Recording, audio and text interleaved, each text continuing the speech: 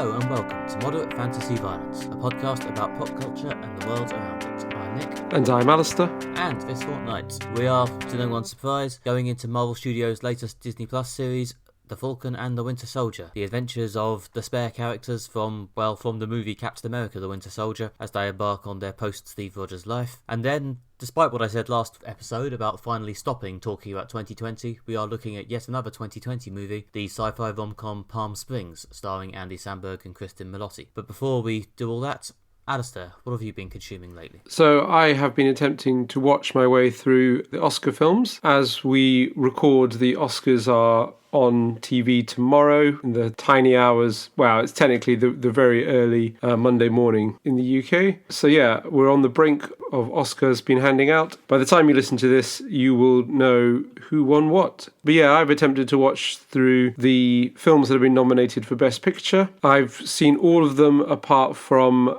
I haven't seen Nomadland, as it's not been released in the UK yet, although there has been lots of positive reviews of it. And I haven't seen The Father because it was released in the UK last year briefly, but I wasn't going to the cinema at that point because I wasn't vaccinated, and it doesn't seem to be available on DVD or streaming yet. But I've seen the others: Trial of the Chicago 7, Promising Young Woman, Sound of Metal, Judas and the Black Messiah, Minari, and Mank. And yeah, overall it's a good mix of films. They were certainly interesting. It's quite a diverse range of films there. Quite a lot of political ones, which I found very interesting, as been interested in both politics and film. It's a shame to not see Nomadland, as that's hotly tipped, won lots of prizes, likely to do very well, although you never know. Of the ones I've seen so far, I would say I probably thought Promising Young Woman was the best, but I did also really enjoy Minari, and Trial of the Chicago 7's very good, and we gave it a good review on this podcast. Yeah, I don't know. I enjoyed Trial of Chicago 7 a lot. I haven't quite decided I think it would be good enough to win an Oscar. I'll be interested to, spoilers, potentially see one more of the affected films for the next podcast and see if I at least thought it was better than that. It's up for Best Movie, isn't it, Chicago 7? Is it Best Movie and Best Screenplay? Yes, yeah, I believe so. I don't know. I feel like it being an Aaron Sorkin movie, it's, if anything, more likely to win screenplay. Yeah, which he won. Well, he didn't direct The Social Network, but he won a Best Screenplay Oscar for that. Yeah. Trial of the Chicago 7 was very good, and I did really enjoy it. And I wouldn't feel disappointed if it won Best Picture. I think it's unlikely, based on how the other awards have gone. But, you know, there's always time for an upset. I did see someone's Oscar commentary video saying that they thought Chicago 7 might actually be in with a good chance, considering that it's kind of a very broad, appeals to everyone to a certain point film, whereas they think a lot of the others are quite love it or hate it. Because the Oscar voters vote by ranking stuff, don't they? It's a weighted system. So they thought that Chicago 7 might pick up enough second or third places or something to end up winning, which I gather people think is similar to what happened with Green Book. I mean, it is entirely possible. Like I say, Green Book was a bit of a surprise winner, and I think there's definitely some truth in that Trial of the Chicago 7 has something that appeals to everyone, and it's got sort of quite a broad cast, and it's a very Oscar film. It's about recent history, it's about recent American history, it's got lots of great actors in it, it's been a courtroom drama, it's got great opportunity for actors to do speeches, monologues. It's a good film. If that wins, I will think that that's we really enjoyed that. I think it was one of our favourite, if not our favourite film of 2020 when we did our comparative list. If I had to put money on it, my predictions are I think Nomadland might walk away with it, despite the fact not seeing it, just based on how the other awards have gone. That is probably the one I've heard the most specific positive chat about, even though I also haven't seen it yet. Again, spoilers. Yeah, and my predictions are that I think Nomadland will win Best Picture. Probably Frances McDormand will win Best Actress. She's usually a good one to bet on for winning Best Actress. And probably Chloe Zhao will walk away with Best Director, which I think she'll only be the second woman to win Best Director if she does. We're also looking forward to see what she does with The Eternals, or has done with The Eternals as it's been shot. Yeah, The Eternals, as you'll probably hear me say a lot about future Marvel films, we're into a bit of a niche section of the Marvel canon at this point, so even I barely know anything about The Eternals. There's a new comic by Kieran Gillen,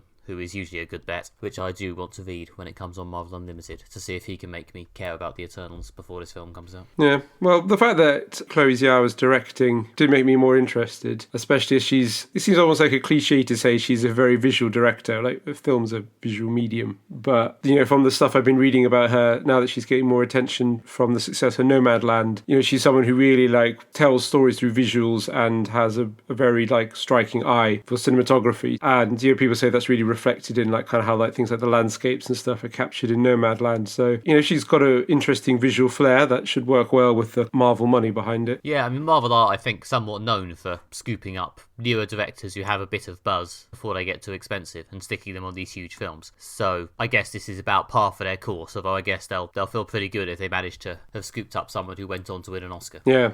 Especially as I think had everything gone according to plan, Eternals would have been released by this point. So yeah, another way COVID sort of plays into Marvel's hands by letting them release Eternals at a point where they can put the Academy Award winning Chloe Zhao on it. Yeah, well, let's see. I mean, by the time you listen to this, you'll know if it happened or not. By the time I've edited this podcast, I know if it happened or not, so I can put a string of fart noises underneath the predictions, if I feel so inclined. That's fair enough. I am putting it all out there by saying what I think will happen before it happens, especially as betting heavily on a film I've not seen. So yeah, I think in terms of the other categories, probably Minari and The Father are good to bet on in the performances. Anthony Hopkins may be winning Best Actor. I mean, he's already got Best Actor for Silence of the Lambs, but he's a very talented actor, and this is apparently a good film, although it's the other one I've not seen. I think Ewan Yo Chong stands a good chance of winning Best Supporting Actress for her turn as the grandmother in Minari, and she was brilliant in that film, really, really good, so justly deserved if she wins an Oscar for that performance. And it's a really sweet, lovely film, and I would really like it to walk away with some prizes. I guess also other possible performance winners are both Daniel Kaluuya and Lakeith Stanfield are nominated for Best Supporting Actor for Judas and the Black Messiah. It's a great film, and it's really built around those two performances. I think, either of them are deserving of an Oscar win.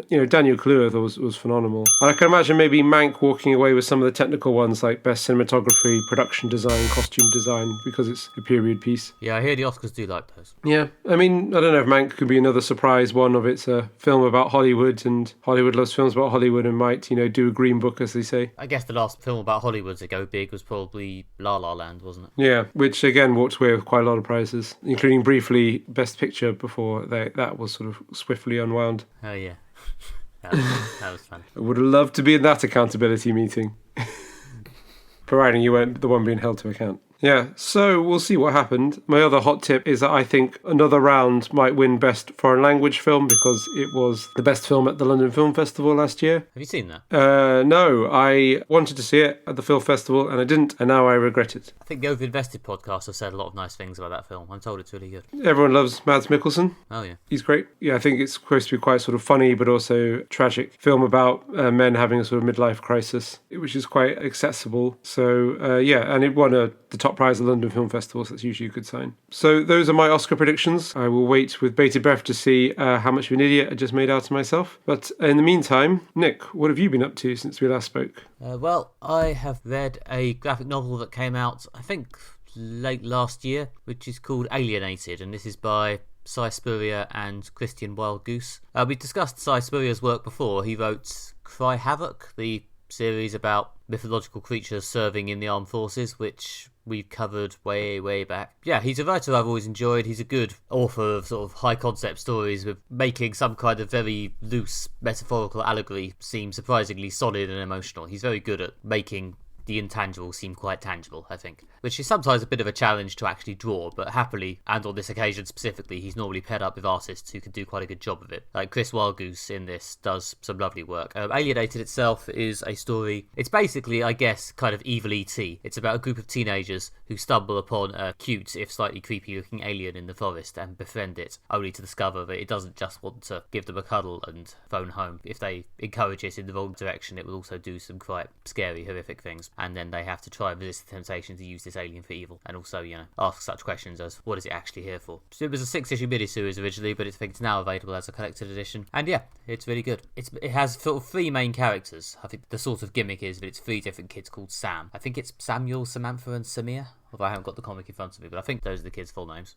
because they're all in contact with this alien, they end up with this sort of, they call it a telepathic WhatsApp group or a telepathic group chat, which means they're all in each other's heads all the time, and they all get a bit entangled with each other's business, and their angst comes to the surface, and they all have some grim backstory to work through. And obviously this gives them a lot of temptation about what they might get this alien to do. And yeah, it's a very good story. It's very dense. A lot happens in these 6 issues to really work through these 3 characters' issues. Sounds interesting. Yeah, I can imagine that the telepathic group chat is the sort of thing that would be difficult to depict, but the right artist could rise to the challenge. Well, the telepathic group chat thing is mostly depicted in sort of lettering. Like, it's just a lot of speech balloons in different colours. I think there's a different, like, specific colour for each one of the 3 Sams. And you just have balloons popping up all the time with them hearing different thoughts in different colours.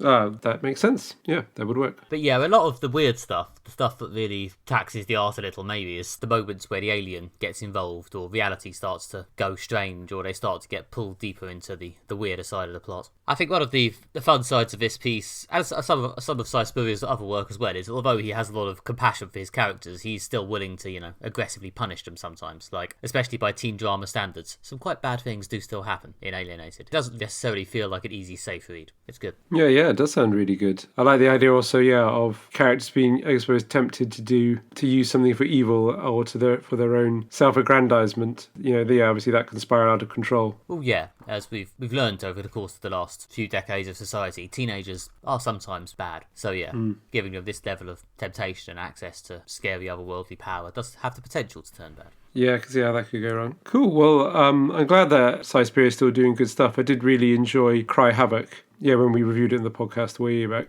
Yeah, he's still around. He did a run on Hellblazer, the John Constantine comic, which I still need to read because I'm, as ever, waiting for it to go on Comixology sale. But that was meant to be really good, and I think he's got some new things coming up. Yeah, I'm surprised that Cry Havoc hasn't become like a Netflix film like Old Guard did. Yeah, for whatever reason, it didn't take off quite as much as some other stuff. It's a shame. It was an interesting series, and I think they would have wanted to do a second volume if they could, but alas, didn't quite sell enough units. Yeah, well, it's worth checking out, I think, if someone's looking to go back and dig up some of his older stuff. Oh yeah, he's done a lot of good older stuff. Cry Havoc. There was a series called Six Gun Gorilla, which he brought back an old pulp character who was literally a gorilla with a big gun as a sort of story about metafiction and old stories, which was quite fun. Yeah, it does sound good. He wrote a series about Legion for Marvel, which he did for about 24 issues. It wasn't the only source for that Legion show, but I think it was certainly a little bit influential.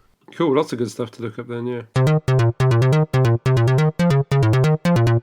Next, in this episode, we will be reviewing The Falcon and Winter Soldier, a new MCU show from Disney+.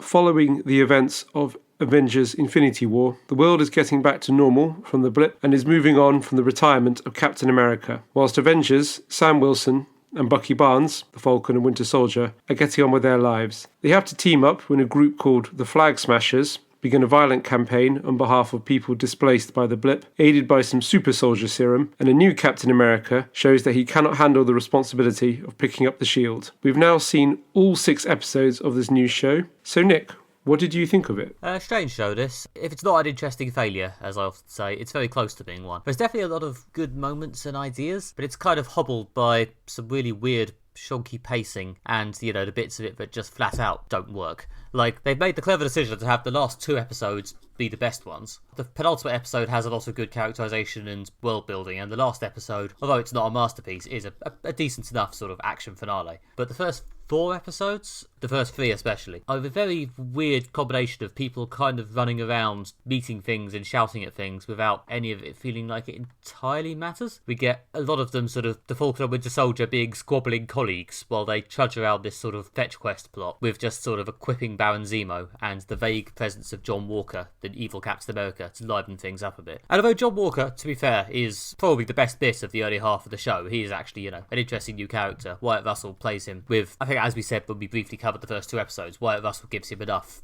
moral ambiguity that he doesn't just feel like a cartoon villain. And he's an interesting presence in the opening episodes, but a lot of the rest of it just feels a bit like we're waiting to get to the good stuff, which doesn't really come to episode 5. So, in this phase of Marvel Studios discovering how to make a TV show, I feel like they might still be working up to it. Like, at the moment, I feel like this could have been about half the length.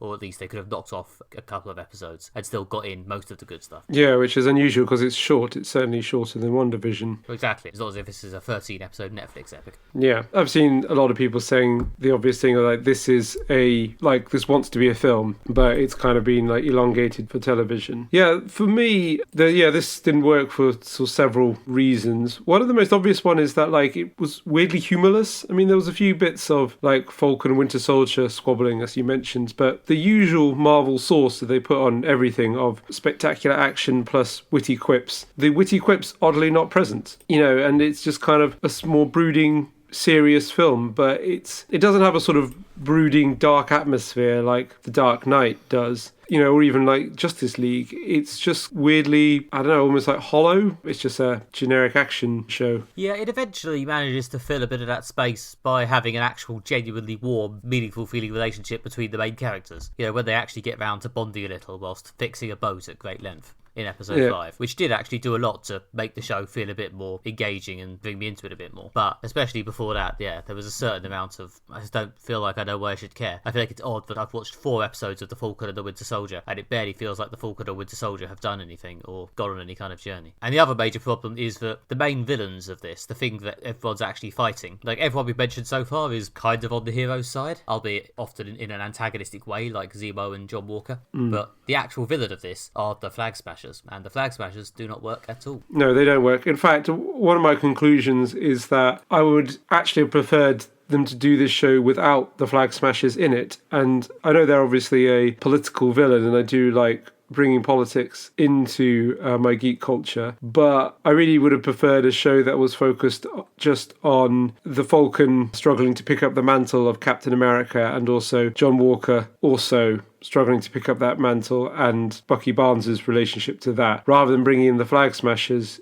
who are, I don't know, kind of all over the place in this. I'm not really sure what they're trying to say or do with the characters. They kind of seem to veer between the show really wants you to sympathise with them to really wants you to think of them as like cartoon villains. Yes, and also they have this ideology based on the fact that they want to return the world to how it was during the blip, when apparently it was some sort of one world utopia where the borders between nations dissolved. But now, as luck would have it, as soon as the heroes all came back, it went straight back to normal. I don't really have any sense of this borderless utopia having ever really existed. It's very odd. People keep mentioning it as something that happened, but it doesn't really feel like it ever happened. Yeah, there's no flashbacks to it or anything like that, and we don't get to find out what these characters' lives were like. What did they have, what did they lose that they're now fighting to get back? I mean, I know that continuity in Marvel stuff is actually, often just quite loose, and they basically make it up as they go along and then act like they had a plan. But if you're going to pretend that the world went through these massive, gargantuan geopolitical shifts during the blip, maybe you could have at least mentioned it during, like, Spider-Man or WandaVision or something. I don't know. It just seems a bit half-arsed and hand-wavy, and as you say, the attempts to make the Flag Smashers, especially the main one, sympathetic are very inconsistent, and they sort of waver between looking vaguely sympathetic and randomly killing bystanders. Yeah, I mean, I assume what they were trying to say is that partly it's like these people who want a better world are sort of naive, which is, I don't know, I mean, I suppose it's a position to take, but it doesn't make for compelling television. I don't know, and just accusing kind of people who want a better world of being naive and not understanding the world is a bit grumpy middle-aged dad for a show that's supposed to be about good overcoming adversity. I guess also they're trying to get across the idea that the Flag Smashers want something that's fundamentally good, so you're supposed to think like, yeah, they're not just like a sort of evil for evil's sake villain like Steppenwolf in Justice League. They have a sort of a goal, but the problem is their means are violent and destructive, which makes them bad and thus opposed to the main characters. But I don't know, you never really get a sense of like why they want to use violence or why they're so committed to using violence, which doesn't make them particularly relatable, understandable villains. You also kind of get the sense that no one really cares about them, which kind of makes you sympathetic for them, and they're kind of the forgotten people of the world or whatever,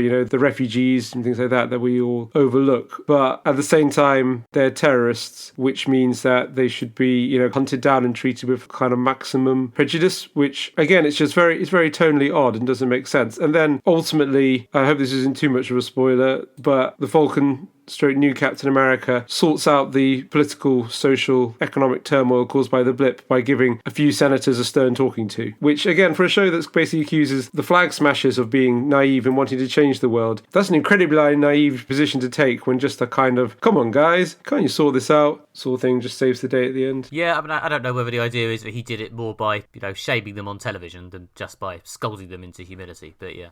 But yes, there is that. I don't know if you could have done this show entirely without the Flag Smashers. And I think because the Falcon, the Winter Soldier, and the new Captain America, John Walker, are all heroes or people who see themselves as the hero, you kind of need a vague villain for them to go up against. But I don't think the Flag Smashers in their current form are it. Like, I think the scene where at the end of episode 4, which is also about when I felt the show actually started to pick up a bit, where okay, we're just going to have spoilers, okay? There's so little happens in this show, and if I don't spoil the stuff that happens towards the end, I won't be able to say anything. I think I've given my broad opinion, so spoilers for the last few episodes of Falcon and Winter Soldier in a few minutes, okay? Cool, go for it. Yep, sure. So at the end of episode 4, John Walker summarily executes a Flag Smasher in the street because they were standing nearby when his partner got killed, and he's very angry. So he bashes the shit out of them with his shield, and it's quite a good moment. There's a nicely directed bit where he has blood on the shield, and yeah, I think you need moments like that to progress the show. But yeah, unfortunately, the villains they've got just don't quite work. They will clearly want them to be more than just cannon fodder, but they half-arse it, sadly. Yeah, that's why I think you shouldn't have the Flag Smashers, is that this might even be better if they just had cannon fodder villains. Like, they could have come up with some villain that you're not supposed to take so seriously or think deeply about, like, I don't know, gangsters who want to sell super soldier serum, or, arms dealers, or some rogue Hydra thing, or whatever. Like, the film or TV show, would be better if it didn't try to have this flawed execution of these politically complex villains, because it's just kind of all over the shop and just left me feeling confused about how you're supposed to relate to the villains, or even confused about how the show wants me to relate to them. So yeah, maybe it'd be better if it was just like they just had some cannon fodder villains, and then the complex dynamics are between John Walker, Winter Soldier, and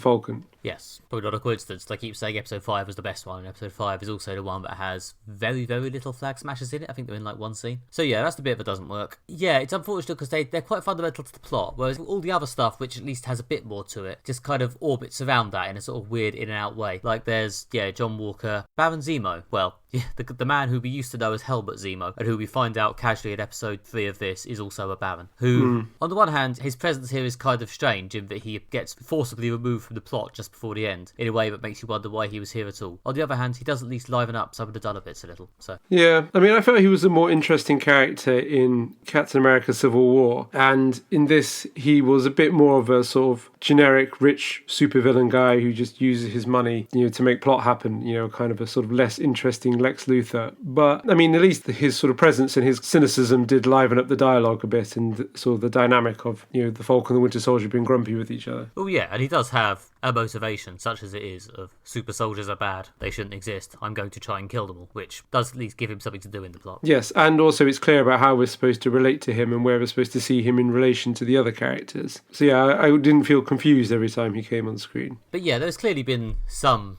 gentle off-screen retconning of the character since Civil War, making him into a Baron, making him a bit more of a broad supervillain, which does contradict his previous appearance a little, but I think if they're going to keep using him going forward, and it feels like they might, I think it sort of sets him up as a slightly broader character. I guess he might be back in a second series or future film. Yeah, well, they've announced, like literally last night after this came out, they announced that there's going to be another Captain America film with Sam Wilson as Captain America, which is good, I think. It would have looked a bit odd if they had introduced the black Captain America and then moved the franchise from film to TV. But yeah, I'm interested to see how much of the stuff like Zemo, John Walker, and indeed Sharon Carter, who we haven't even mentioned yet, gets carried on in that. Yeah, before we move on to Sharon Carter's role, Walker is also, I guess, a crucial part of this show. I don't know, he was another part of the show that I really felt sort of didn't work. The character arc went exactly where I went it was going to go. I did like the idea of like someone uses the super serum to become Captain America, but it brings out the worst aspects of them, and the sort of power it gives them corrupts them even though they're fundamentally a nice guy. And they did a good job of making the character relatable, because there was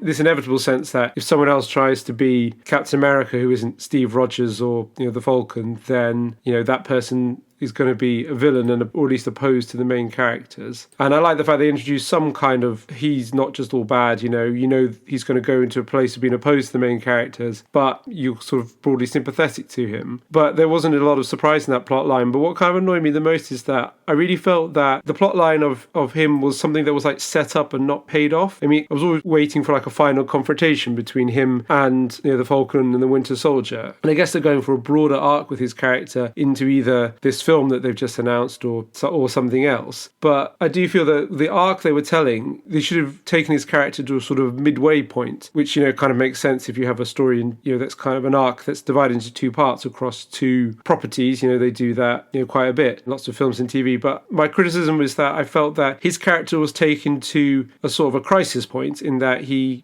became Captain America. He failed to be Captain America. He took the serum changed him. That's the kind of point the character's at crisis, and then crisis leads to resolution, which didn't happen in this show. So I really felt they should have either resolved the character by having that final confrontation between him and, the new Captain America, or left it at a kind of midway point so that the rest of his arc could be in a future property. And then right at the end, dropping in that he's American agent struck me as fan service, because that doesn't mean anything to anyone who's not more familiar with the comics, and it didn't really add anything to the audience of this show. Yeah, I like the part where they had the new character played by Julia Louis-Dreyfus deliver this whole tortured sentence about what America needs, just so she could say US agent to make the comic fans happy. That was awful. Yeah, I think the annoying thing about John Walker for me was that his plotline went on about the right track up to the end of episode 5, where he had his fight with Sam and Bucky, and then he went off and started making his evil Captain America's shield or whatever it was. And his appearance in the last episode, yeah, I don't know, it felt very pushing it down the line. It felt like he had the opportunity to be awful and make the wrong decision. He didn't. And then he and Bucky hung out and made jokes, which was an odd beat. Yeah, I know, I agree with you that, they got to his character's crisis point in episode 5, and I thought, like, oh, great, okay, so resolution in episode 6. But no, it wasn't there. Well, exactly. If anything, it's annoying because the John Walker storyline was the part they were actually doing kind of well. Like, if anything, for the storyline, what you'd expect is that the Flag Smashers get shunted aside in, like, the first 15 minutes of the finale, and then it turns out the real villain is actually John Walker. Yeah, that was exactly what I was expecting.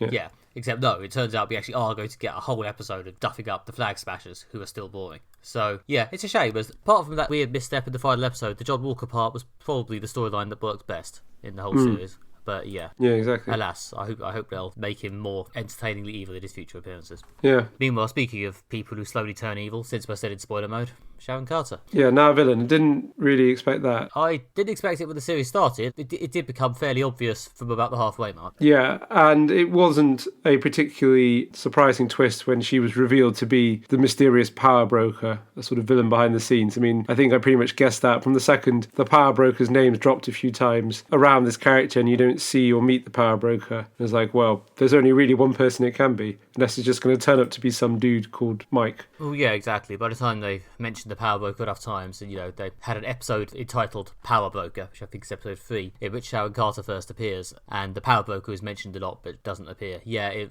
wasn't the biggest twist in the world, but I'm not averse to taking Sharon Carter in that direction, simply because having her hang around as a vaguely friendly secret agent doesn't really achieve anything. I've watched enough superhero TV shows, especially the Flash and Arrow shows are quite bad for this, to know that just having the heroes accrue friends who have similar powers and help them out just clutters up the space. By about series 5 of Flash and Arrow, they both had about 20 different heroes with speed powers or arrow ninja powers who just stood around behind them. So having Sharon Carter become a villain rather than a vaguely similar ally is not the worst decision in the world, but they could have done a bit more with it in this show. Yeah. Also, the show is full of basically nice guys who mean well and do good things, on the sort of Steve Rogers model of basically really nice chaps. And now the fact that especially that the darker side of the Winter Soldier, that Bucky Barnes, he's putting that behind him and making amends, which was kind of his character growth for that show, which kind of leads Bucky has been another sort of nice guy who means well. So, in a show full of nice people who mean well, it's actually nice to have someone who's sort of a darker presence there, someone who's out for themselves and their own aggrandizement, someone who might betray people, turn on them. Are they, a hero, an anti-hero? That is adding at least an interesting dynamic to the show, in which a show about US foreign policy is full of lovely people who mean well. Yeah, I mean, much like John Walker, it felt like they sort of set up the interesting aspects of her character but didn't really go that far with. I mean, at least she had a role in the finale playing that out,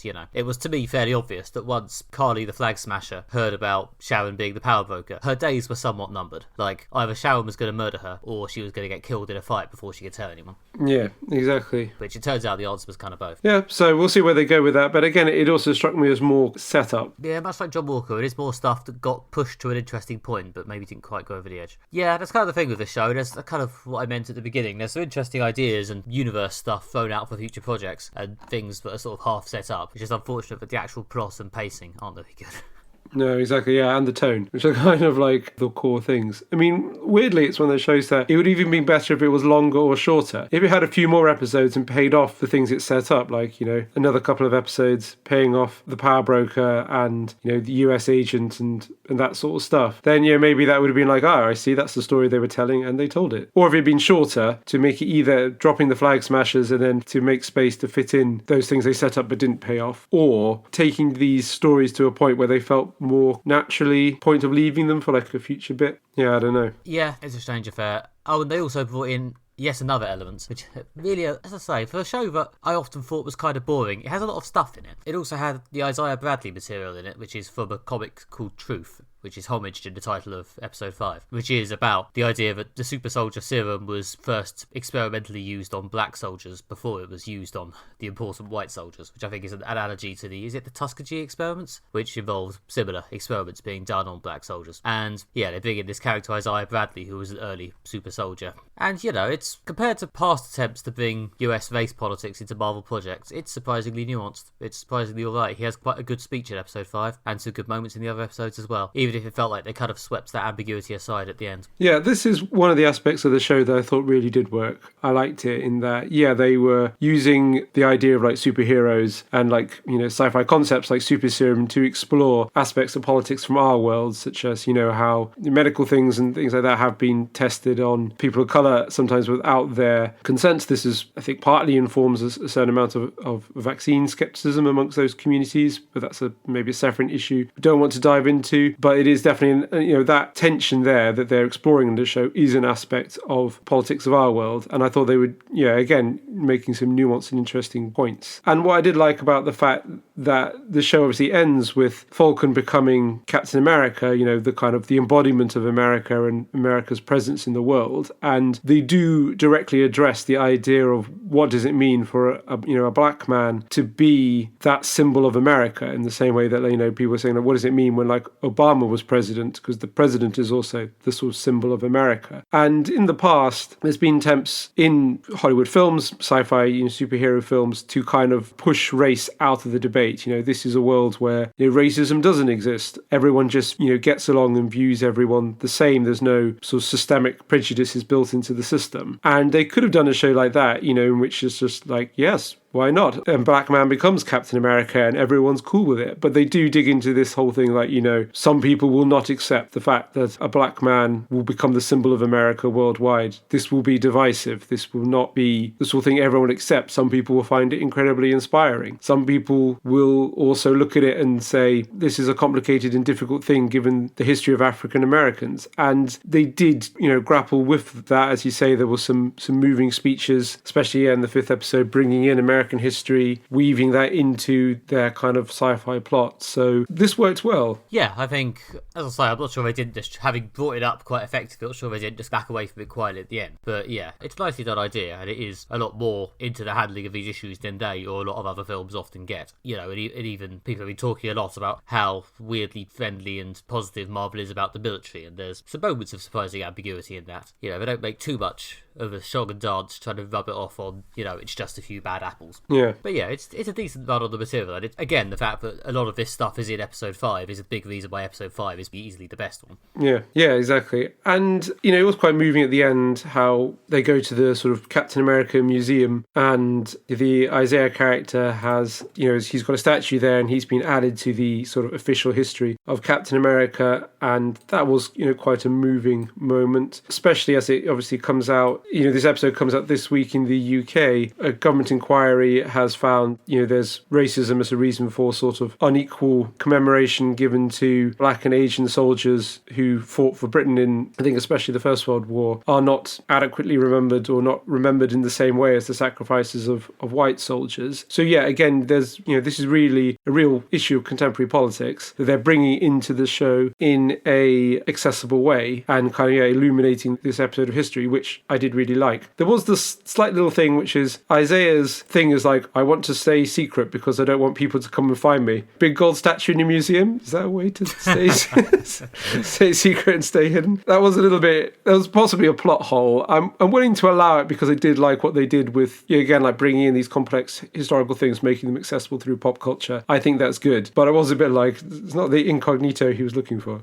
I mean, I don't think Sam really has an idea of being incognito. He flies around in his flag costume, That's a good point. Yeah. Also, and I think this is my last point on this, I'm aware we've got a bit long on this show that I keep saying is boring. But yeah, it was weird how little Bucky had to do, considering he's half of the title. I felt like apart from his usual morose, broody about his past stuff, he didn't really get that much of a journey here, apart from, supporting Sam's journey and going through the same stuff he's been going through since Winter Soldier the movie. Yeah, pretty much. And I guess when he throws his book away at the end, I think they were saying he's completed that arc. He's now, he's put the past behind him. He's atoned, I think, is what they were going for with that, which I thought was like, all right, fairly undramatic, but I see that they've resolved that part. So is he now just another generic, well-meaning good guy, along with Steve Rogers and the new Captain America? Just a bunch of great guys. Well, yeah, I mean, the next thing they've announced is another Captain America film. So does that mean he'll still have his good mate Bucky around? Does that mean they'll just be doing a Winter Soldier TV show next? Who knows? Surely if they make a Winter Soldier TV show, they'll have to give him a storyline. Surely they can't ignore Bucky in his own show.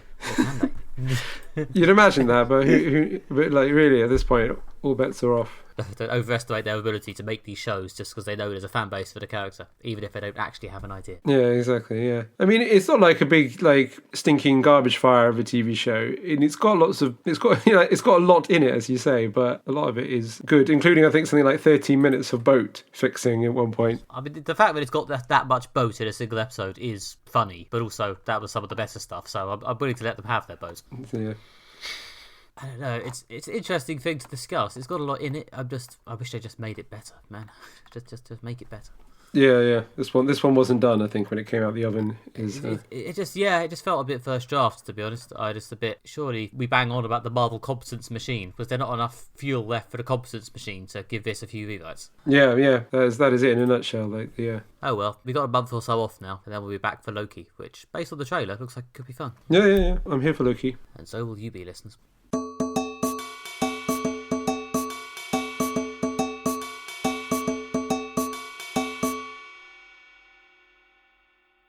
Finally, this episode, we'll be reviewing Palm Springs, a new romantic comedy on Amazon Prime. On the day of her sister's wedding, Sarah meets fellow guest Niles, and they hit it off. When Sarah follows Niles into a mysterious cave, she discovers that she is now living the wedding day over and over with Niles, who has been trapped in this loop for a while. Is there a way out of what's going on? Does Sarah and Niles have to reckon with the bad things they've done in their past? Can they make a life together in the same repeating day? We saw this film recently. Nick, what did you think of it? Yeah, I really enjoyed this. It's a very well-pitched comedy. The combination of jokes, a sort of high-concept premise, and existential angst emotions is very much my thing. Like, I've enjoyed films like Colossal in the past, which go down a similar route of high-concept silliness versus genuine feelings. From the tone of some of the reviews, I was maybe expecting it to be a bit more transcendentally great, rather than just very good. But it is very good, and Andy Samberg and Kristen Milotti are both excellent. I've seen them both in TV parts, and they can both pull off this sort of swing from manic comedy to sincerity and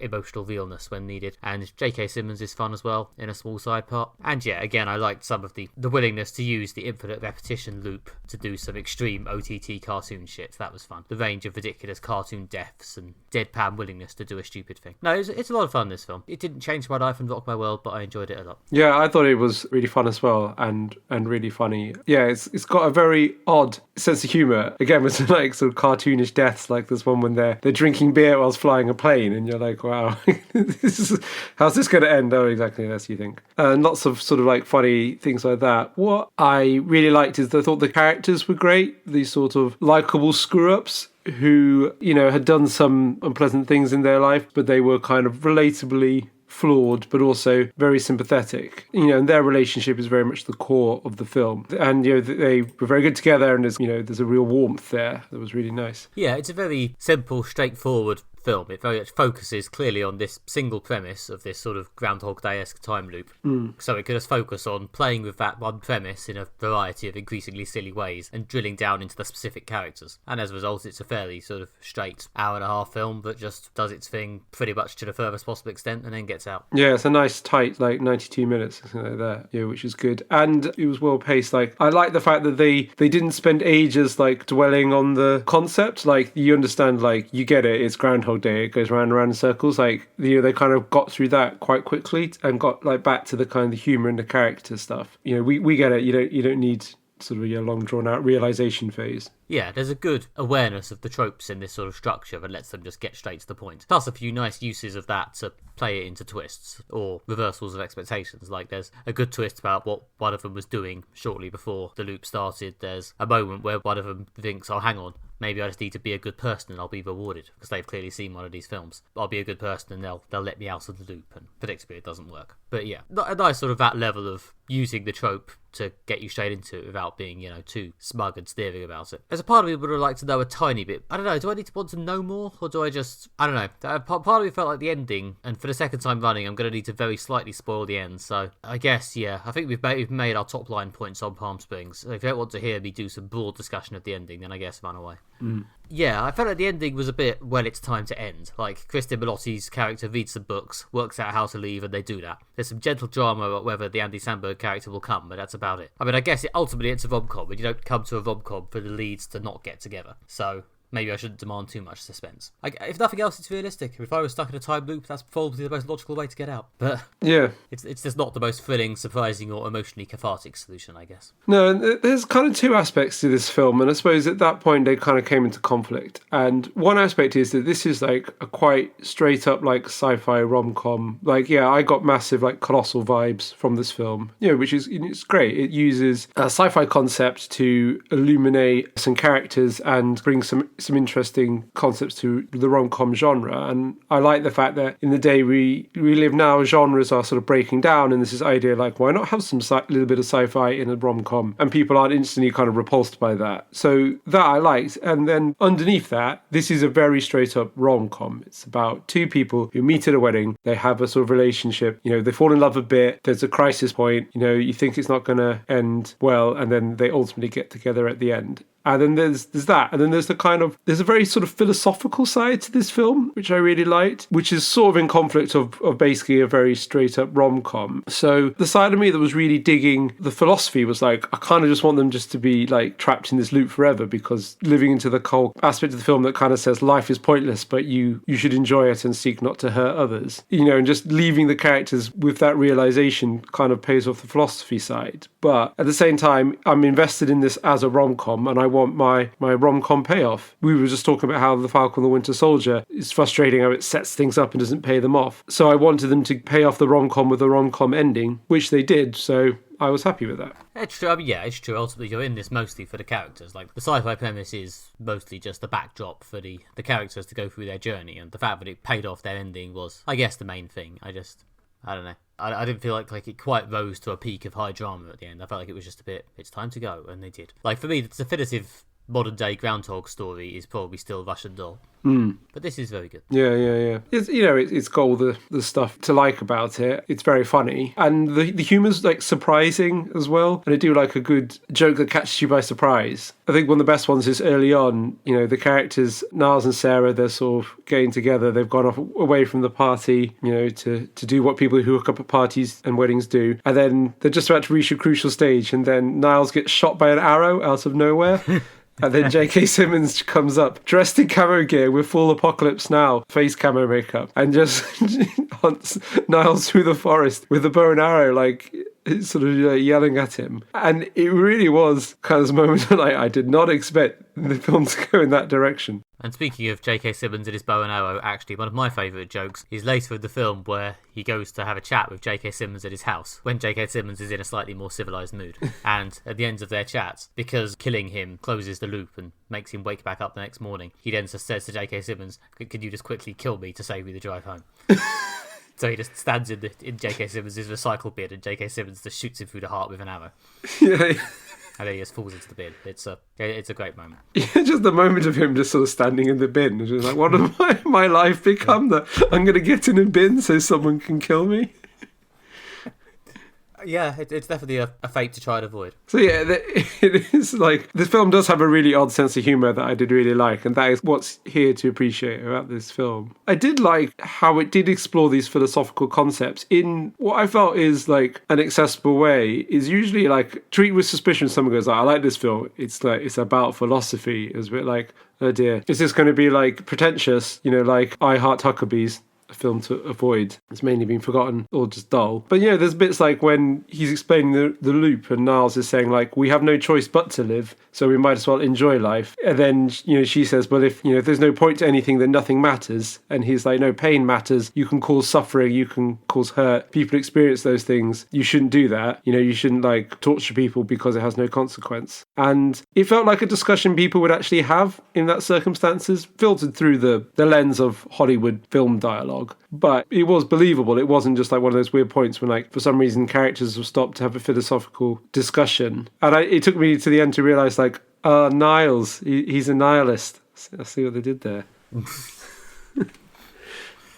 Well, yeah, I think partly because the setup lets them do ridiculous cartoonish things, like have them crash a plane and kill each other in bins. It makes it quite easy to do these sort of demonstrations of the philosophy, or have it happen in a way that's interesting and demonstrable, whereas it's harder to do that if they're just standing around in suburbia, I suppose. But also it's related to the character journey, which is which is a standard rom-com setup. Niles is happy in his life, he's not fulfilling himself but he's reached a point of sort of like contented happiness, but then his equilibrium is disturbed by the introduction of a romantic interest. This creates instability, which has positive sides and enriches his life, but then ultimately drives to a point of conflict when he's like, well, do you want to leave your comfort to pursue a fulfilled life with the person, but what it doesn't work out, and he has the moment and he refuses to grow and decides to he'd rather stay as the person he is, and then ultimately at the end he decides to grow, embrace change, become a better person, admits says that he's in love with his love interest, and they get to live happily ever after. It's got all that stuff, and it all relates back to the philosophy. It's again like, yeah, the script is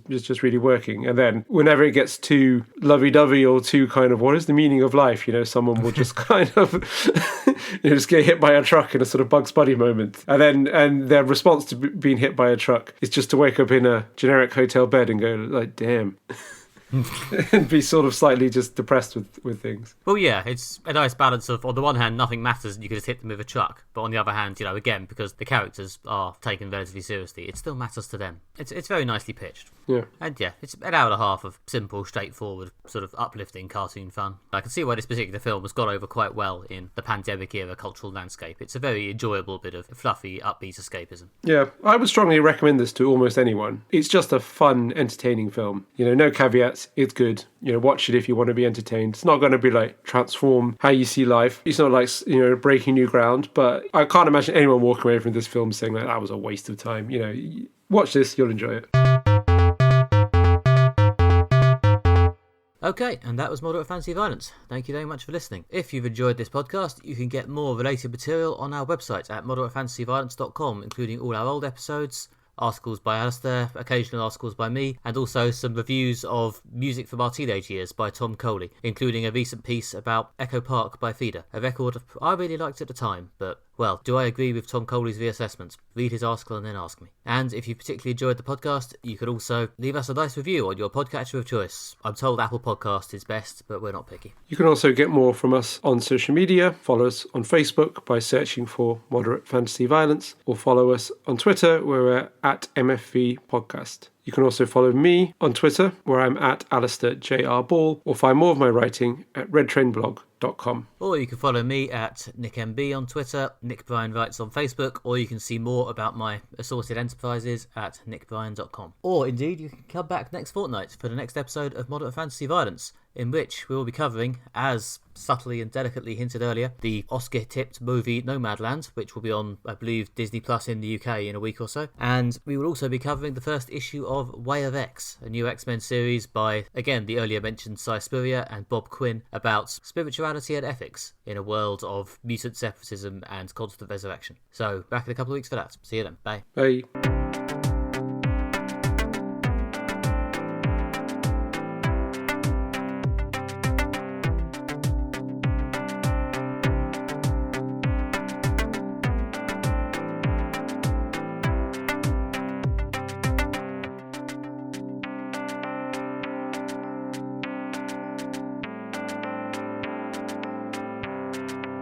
his plotline went on about the right track up to the end of episode 5, where he, had his fight with Steve and Bucky, which was a decent fight. Not Steve and Bucky, Sam and Bucky. Sorry, Steve, you've gone. Yeah, but he had his fight with Captain America and Bucky, and then Falcon and Bucky. Jesus Christ.